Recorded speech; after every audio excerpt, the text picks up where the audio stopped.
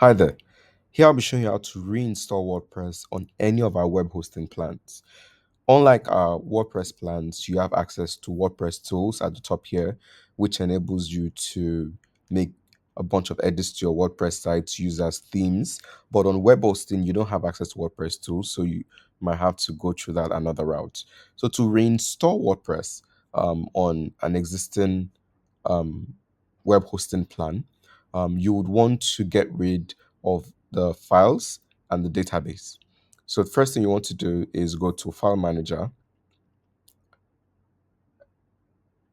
and you want to open the public underscore HTML folder, um, or the file or the folder that has the installation files, and you want to delete everything since you want to install a fresh WordPress installation. But one thing you need to note is if you have multiple databases, or you have multiple WordPress installations and you want to know which database you need to delete after deleting this, just go to your wp-config.php file, and you should see the database name here.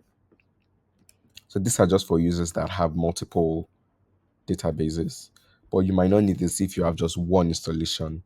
So yeah, I'm going to delete everything since I want a new installation. Now that my public HTML folder is empty, I can now go ahead to remove the database. Should be under web tools. You should see MySQL databases.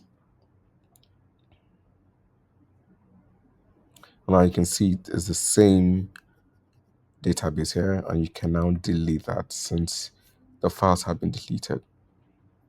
Now that both the files and the databases have been deleted, you can now go ahead to reinstall WordPress again by going to search for WordPress under one-click installs. And you can now install WordPress afresh.